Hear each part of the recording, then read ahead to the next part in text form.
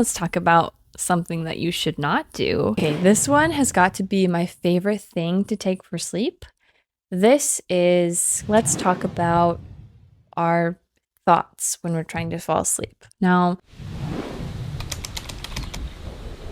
hi, my name's Emma McPherson, and I'm a bit of an insomniac, meaning I have struggled with sleep pretty much my entire life. From the time I can remember, I was always hopping out of bed after what felt like an eternity of not being able to sleep, and walking down the staircase and saying those fateful words, "Mom, Mom, I can't sleep."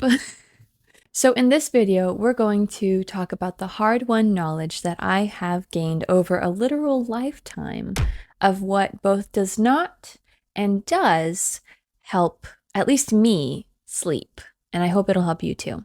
I've tried just about everything under the sun to help my sleep woes and racing thoughts. And with these tips, I have nearly eliminated both. So let's get into it. I do want to say, before we get started, that I'm really trying not to make this the run-of-the-mill sleep tip video, so I'm really thinking a lot of these things will be new to you. And I've saved the best tip for last, so stick around for that. The first one is an unconventional one. Leave your eyes open. Even when you're sleeping,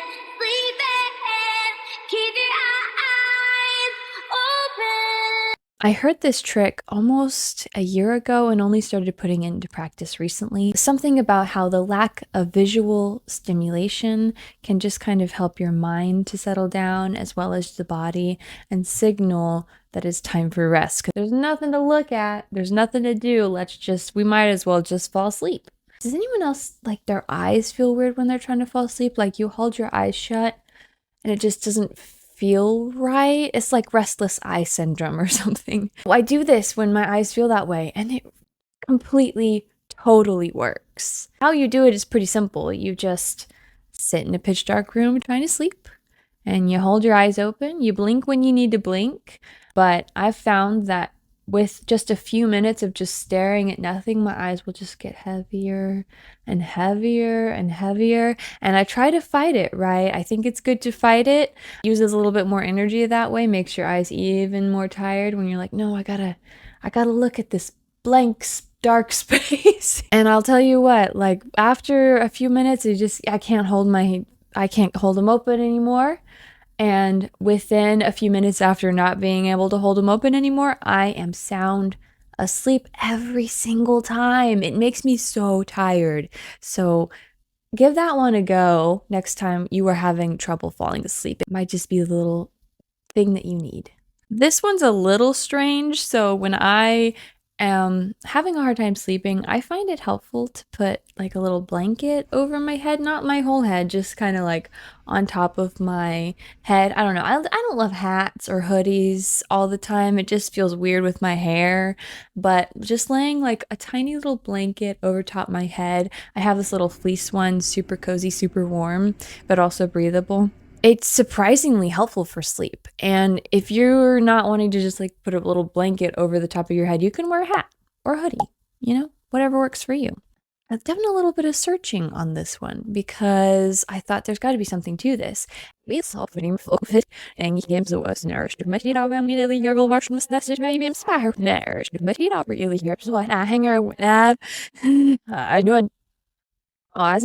you are concerned about like getting frizzies in your hair, I know my hair is pretty frizzy, probably from the blanket. You can actually use like a satin or a silk nightcap. It'll have the same effect, but also make your hair like super smooth and shiny. I wonder too if it isn't just that it makes me feel very safe and secure, weirdly enough, just to like have something covering the top of my head. Maybe my inner child is just like, ooh, yeah, we're hiding, so we feel safe and secure. Let's fall asleep now. This next point has helped me a ton. Wool socks. I always fall asleep quicker and feel way more well-rested when I wake up when I wear warm socks to sleep. And doing a little research, it turns out there's a good reason for that. Wearing socks to sleep actually helps with a little thing called vasodilation. And vasodilation is a dilation, or, making them bigger, of the blood vessels in your feet. This can actually signal to your brain that it's time to sleep.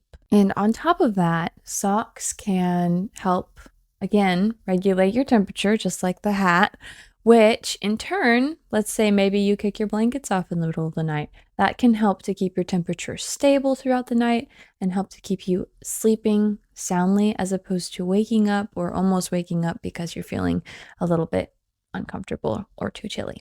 A temperature of 69 to 70 degrees. Yes, the temperature that I sleep at, I have found makes a massive difference in my ability to fall asleep or not fall asleep. I know going down this list, it's a little bit of a princess and the peas situation for me. I really have to have just like the perfect everything to get a good night's rest, but I don't think I'm alone.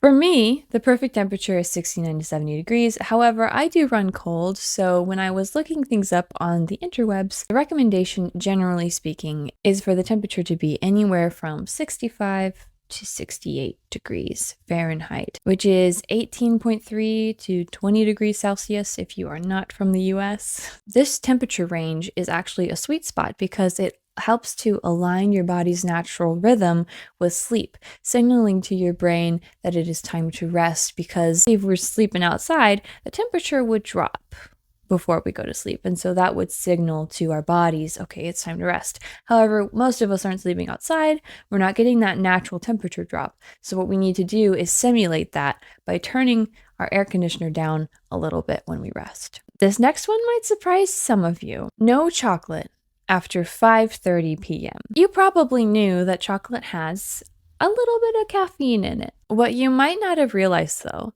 is that caffeine, even in tiny amounts, can have a negative effect on your sleep. I can't speak for everyone with this one. Maybe I'm just a sensitive butterfly, but I've slowly begun to notice a trend in my life that even if I just had a few pieces of chocolate in the evening time, I could never sleep. Turns out it was the caffeine. In the same line of reasoning, same vein, caffeine in general. We got to avoid that, guys. Anything with caffeine in it can negatively impact your sleep. I'm looking at you, sweet tea. I'm looking at you, chai tea. And of course, oldie but a goodie, the coffee. Now, of course, you have to test your body to see where your metabolism is. Mine will be different than yours. But for most people, the half-life of caffeine will be about 6 hours, which means half of the caffeine will still be in your system 6 hours after you ingest it. So for instance, I go to bed at around midnight. I always aim for earlier, but it ends up being midnight, okay? I don't have chocolate or anything with caffeine in it after 5:30. Alcohol. Drinking alcohol before you rest can really affect your sleep negatively. It may seem to help you doze off, but as the night goes on, it really negatively impacts your REM cycles. And those REM cycles are the things that help you to get that restorative sleep that you need throughout the night. Alcohol can also make it where you wake up multiple times throughout the night, meaning that you're getting choppy and much less restorative sleep. And then on top of this, if you're someone who either snores or you have sleep apnea, like I do, then alcohol actually makes these conditions worse when you sleep, compounding the negative effects that we've just talked about, making your sleep even worse and making you feel even worse when you wake up. Experts recommend having no more than 1 drink a day, and when you do have that drink, if you're going to do it, try to aim to have that drink at least 3 hours before you go to sleep so that it reduces the negative impacts it's going to have on your sleep. Nightly massage. This is a long-held tradition in my life. I have done this off and on for years and pretty consistently since I was in like my second trimester with my daughter. So for almost 3 years now, I have pretty much always had this nightly routine of just giving myself a full body massage with my little massager. As you know, it helps with aches and pains. But on top of that, massage actually also releases something called serotonin, which is one of your body's natural feel-good hormones. Not only that, but serotonin is a precursor to melatonin, which many of you will know is the sleep hormone. This boost can improve your overall sleep quality by helping you to fall asleep faster, stay asleep longer, and enjoy more restorative sleep overall. Plus, I find that massages also just help me to unwind in such a way that it really helps my busy mind to just like let go and just drift off into slumber. Eagles. Woo! Now you might be like, Whoa, this one doesn't fit here. This is a sleep video. This isn't right. Why are you talking about Kegels for? well, I'll tell you what. It might not sound like the thing, but I'll ask you a question. Have you ever had to wake up in the middle of the night because you had to pee? Answer honestly. I mean, is this a problem for you recurringly? It was for me, and I'll tell you why. I had poor pelvic floor health. However, Kegels can help you with that. Why? Well, a weak pelvic floor just it makes you have to pee more often because your pelvic floor is having a hard time holding that liquid. All the time, I used to be drifting off to sleep. And then I just couldn't fall asleep because I'm like, oh, I have to pee. And then you get up and then you have to start the cycle over of just like trying to drift off into sleep. It was so challenging. Kegels help with that. They're great for your pelvic floor health and it's definitely worth looking into. And when I say this, I want to be clear. I am not just talking to you lady folks. I am also talking to you men folk here because we all have pelvic floors and anyone who has a pelvic floor can have a weak pelvic floor. In the same vein as that, limiting water intake. Now, personally, I never tell myself, oh, I'm not going to drink water past a certain point. I don't know. My mouth gets dry. I'm going to drink water. But I try to sip rather than jug my water starting about 2 hours before I go to sleep. This way, I'm a lot less likely to have to get up out of bed while I'm trying to fall asleep, and I'm a ton less likely to have to wake up in the middle of the night to pee, because that also is problematic when you're an insomniac. You kind of have to start the whole, hours long cycle of trying to sleep again. So let's just avoid that altogether, shall we? Morning light.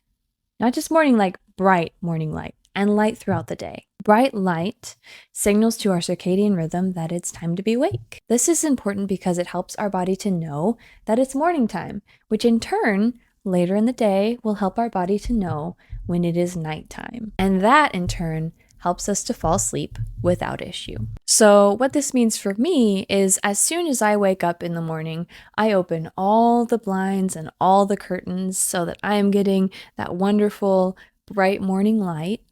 And also, if I'm going to be going out and about during the day, I try to keep my sunglasses off for the first few hours of the day at least. Another thing that will help our bodies to know it is morning is eating as soon as you wake up. Eating as soon as you wake is a great way to support your circadian rhythm. You align your metabolism in this way with the daylight hours, giving your body a little nudge to say, hey, these are the hours that we're awake. It is also recommended by many experts not to eat when it's dark outside in order to also continually nudge our body towards sleeping when it's dark outside and being awake when it's light. Now let's get into the world of supplements. Now, there are many pills, supplements, and the like that I've tried throughout the years. I've tried melatonin, L-theanine, GABA, chamomile, what else have I like? Valerian root. And that one, oh my gosh, it's nasty. If ever you've even smelled valerian root, you know. And I've also tried a horde of prescription and over-the-counter medications as well. However, most of these things didn't help me sleep at all. And some of them even had such negative side effects when they did help me sleep that I just couldn't justify using them anymore. There's only a few things that I can recommend, okay? And I'll start with the worst one. And that one is Walsum. And Walsum will get you to sleep. It really will, although it's not recommended for long-term use. So that's a con, right? You can't use it in and out every day. And what I found personally is it is absolutely the worst thing you can take if you are not going to get at least 8 or 9 hours of sleep, because it will just make you dead the whole day. And let me tell you, I almost never get 8 hours of sleep because of my child. And so when I was taking this all the time, I just felt groggy every single day. And that in turn made me angry and irritable, and it just was not good. So I can recommend that in a pinch. Like, let's say you have a big event tomorrow and you really are just wound up, but you need to sleep and you know you're going to get 8 or 9 hours, do it. It's a good short-term fix. There are a few things that I do recommend for sleep without so many caveats. Allergy pills I have found to be extremely useful. If you're anything like me and you suffer from sleep apnea, or if you just tend to wake up a lot throughout the night and maybe you're thinking, well, maybe I have sleep apnea. Or even if you just have congestion or if you have seasonal allergies, this can be a lifesaver when it comes to saving your ability to fall asleep and stay asleep. I just take Claritin personally because pretty much everything makes me groggy or drowsy, but Claritin doesn't. So link in the description if you're interested in that. And let's move on to the next. This one has got to be my favorite thing to take for sleep. This is CalMag. Oftentimes, I'll be tossing and turning, and I'm like, man, why can't I fall asleep? Why can't I fall asleep? And then I remember, I didn't take my CalMag that night. Taking a CalMag or calcium magnesium supplement can be a game changer for your sleep. These two minerals are a dynamic duo when it comes to relaxation. Calcium helps the brain use the amino acid tryptophan, which in turn helps to create the sleep-inducing substance we know and love, known as melatonin. Magnesium, on the other hand, plays a key function in GABA receptors, which is the neurotransmitter responsible for quieting down nerve activity. And together, they help your body ease into a sense of calm, putting you in a restful state of mind and body so that you can get great sleep. I will put an important caveat here. It is so important to make sure that the calcium, magnesium, and vitamin D ratios in your supplement are appropriate so you get the maximum absorption of all of them.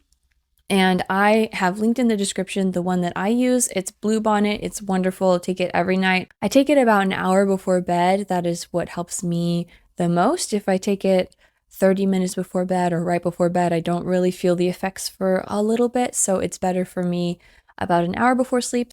I have to say, I absolutely adore naps.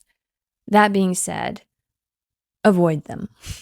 It deeply saddens me to warn anyone against naps because they are my lifetime love. But the plain and simple fact is that they can interfere with your nighttime sleep. I find anymore that anytime I take a nap, I struggle to sleep at night. And perhaps your schedule is different. I really don't wake up early enough to justify taking a nap and still be able to fall asleep at a reasonable hour.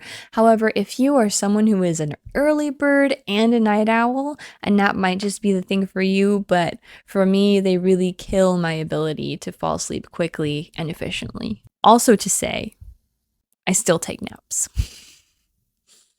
I do. I'm telling you not to do it, but I'm a hypocrite. I'm honest. I'm an honest hypocrite. Stretching. Those little aches and pains, they can all too often keep us up. However, they can be stretched away. Better than that, stretching actually releases some of the ATP in your muscles. That's the energy in your muscles, making them feel more restful. It also reduces muscle tension, which in turn can help quiet your mind. Plus, stretching increases blood flow to the muscles, which will help you to decrease any discomfort you might feel that would otherwise keep you up tossing and turning. Having a nightly routine. As far as it depends upon you, try to have a nighttime routine that is the same every single night. This nighttime routine will signal to your brain that it is time to sleep. It doesn't need to be anything too complex. Something as simple as brushing your teeth and doing a couple stretches before bed would be enough to signal to your brain that, okay, now it's time to wind down. In the same vein, try to wake up and go to sleep at the same time every day, or as close to the same time as you can manage. Waking up and going to sleep at the same time every day, it trains our circadian rhythm that this is the time we wake up and this is the time we go to sleep, which in turn will induce a cascade of hormones to help you be more wakeful in the daytime and more restful at night. And who of us doesn't want to feel more energy in the day and be able to fall asleep easier? Avoiding bright light at night. You've probably heard this 1.5 million times. So obviously this means no screens before bed. However, personally, I have not found that to be sustainable advice. We live in such a screen-centered world, and so much of our relaxation time or time winding down is associated with watching TV with our spouse or just like scrolling on Instagram and letting our mind just be mindless for a few minutes before we go to sleep. So, because I found that I can't let go of the screens entirely, although I do try for like the 30 minutes before bed to completely cut them out, but the rest of the night they're on. I have tried to instead change the environment of my house to make it more conducive to sleep. So what that means for me is in our house, we have daylight bulbs all over. However, I have installed some warm light bulbs. And so what we do is about an hour or two before bed, we turn off all of the daylight bulbs and we turn on the warm light bulbs. And we might only turn on a few of the lights in the house so it's nice and dim, and the light that is there is sort of leaning towards the red spectrum of light, which is the spectrum of light that helps our brains and bodies ease into sleep. If you're wanting to do this and you're wanting to go full on hardcore, buying some smart bulbs and just setting them to like a red light setting would do even more, but I haven't made that investment in my life yet. Pain management. So this one might not apply to you. If you are not someone who struggles with chronic pain, aches and pains, injuries, things like this, then you can skip to this timestamp. But if you are like me and you have chronic pain, pain management is an essential part of being able to fall asleep at night. And if you don't get on top of that, you will not be able to sleep. I sometimes tell myself, oh, I don't need my pain meds tonight, I feel fine. And then 2, 3, 4 hours later, I find myself, popping a couple ibuprofen so I can fall asleep. And that's just a fact of life for me. Just take the pain pills. It will help you sleep. It's worth saving you hours of rest. Now that we've talked about that, let's talk about our thoughts when we're trying to fall asleep. Now, it's just a fact of life that sometimes when we're trying to fall asleep, we will deal with racing thoughts. But what are things that help with racing thoughts? Let's go through it. Journaling. Just getting your thoughts out on paper can help immensely with just not having them cycle through over and over and over again. Just get them out on the paper, tell yourself, okay, they're out. I don't need to think about them anymore. I'm not going to forget about it.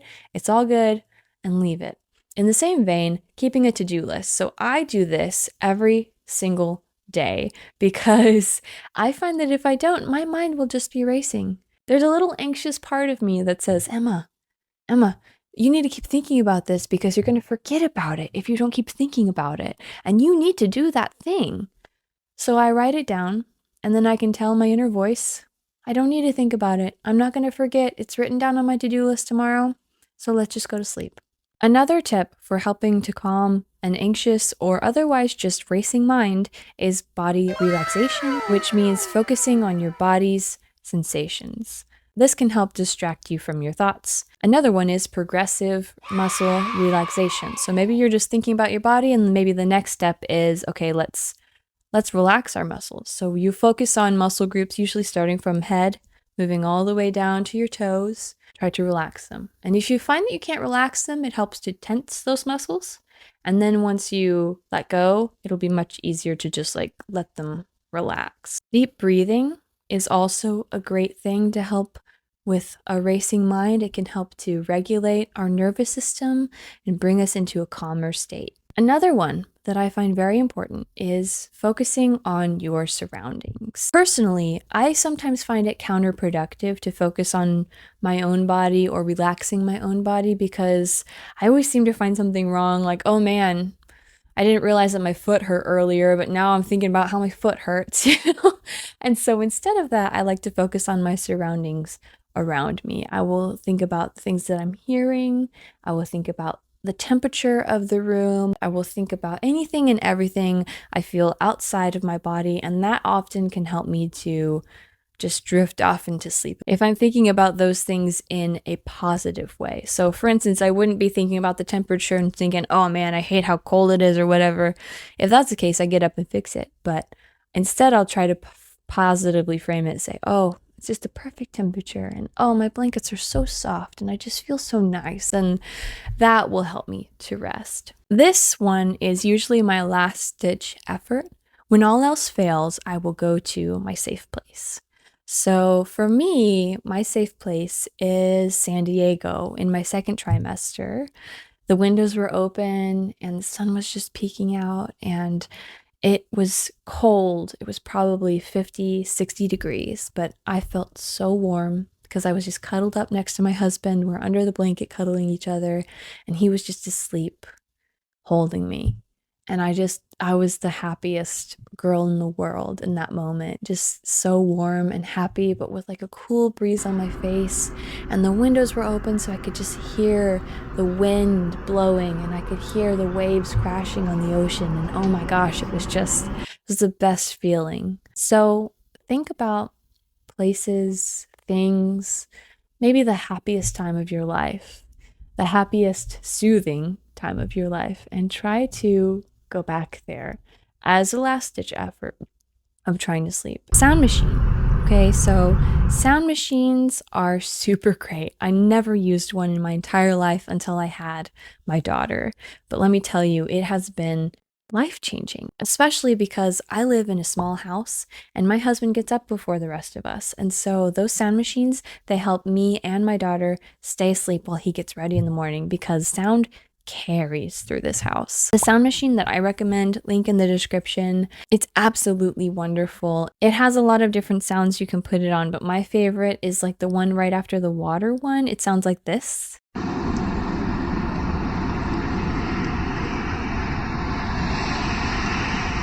Oh, and it sounds exactly like my safe place. It's exactly the same sound as San Diego back in, what was that, 2021. There's two versions of that. One has like a nightlight and stuff, and the other one doesn't. I have both of them, one for each of the bedrooms in our house, and so link in the description for both of them. They are wonderful. I highly recommend the cheaper one if you just want something basic. It's super affordable, super functional, and it sounds awesome, okay? It's so soothing. Changing positions. Now, if you're anything like me, when you were a child, the constant refrain from your parents was, just be still and you will fall asleep. Now, I tried to listen to my parents, and I tried to listen to them a little too well, to be honest, because I got into the habit of just being still when I'm trying to fall asleep, even if I'm uncomfortable. And that is super counterproductive. So don't be like me. If you're laying down and you're not falling asleep, try to think, okay, am I just uncomfortable? If the answer is yes, just try a different position. And then, ask yourself the same question before, forcing yourself to sleep. I don't know. Maybe I'm just not very in tune with my body, but like, it's an issue for me. I have to consciously think, am I uncomfortable? Now let's talk about something that you should not do, and that is sugar before bed. Sugar before bed, surprise, surprise, spikes your blood sugar levels, which can all too easily disrupt your sleep. Your body has to work hard while you sleep to process that sugar and to take care of that insulin spike, and that can actually keep you tossing and turning at night. On the other hand, something that can help you fall asleep is protein intake. Protein is a slow and steady source of energy, which means no insulin spike like with sugar. It can help you not only build muscle while you sleep, but it can also help you to feel full throughout the entire night, which in turn helps you to sleep better. Exercise.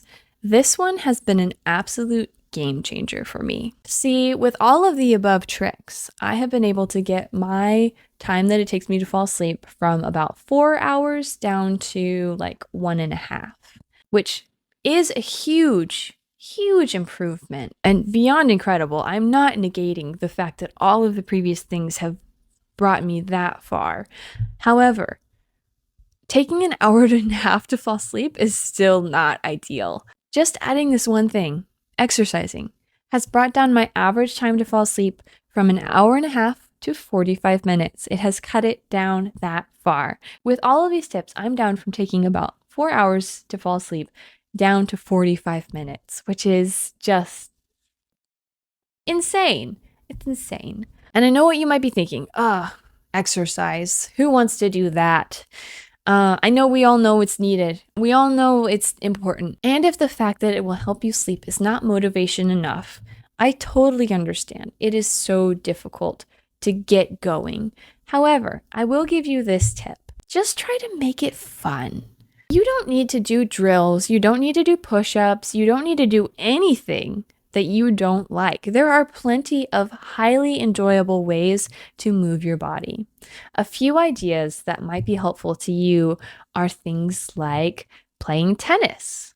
That's pretty popular right now. Another thing that I love is I downloaded the Just Dance app on my phone, and it's a game. So you can just dance to your favorite songs, like that's so fun. And my daughter loves it too, because she's a toddler. She just loves to like wiggle and jump, and it's great. It's a great time. Or you could take a brisk walk around your neighborhood or park, especially if the weather's nice. That can be so enjoyable. You can explore local trails or play hide and seek with your little ones. The options are pretty much endless. So explore those and think about other things that might just be fun to you, right? And it doesn't need to be anything crazy. Just think of something that would be enjoyable for you just for the sake of doing it. And the reason that I'm really pushing this one is because with this, I have been able to fall asleep faster, sleep deeper, wake up more refreshed, get more done during the day, and the effect has just snowballed in my life. So that 30 minutes that I'm taking out of my day just 3 times a week, it has paid dividends. That has been a number of sleep tips. Please let me know which sleep tips I have missed, because I'm sure there are plenty out there that I just don't know about, haven't heard about, or forgot. Also, subscribe if you got any value out of this video. I've worked really hard on it, and it would mean the world to me if you would subscribe. Thank you so much for your time. Thank you so much for watching, and have a wonderful day. Thank you bunches.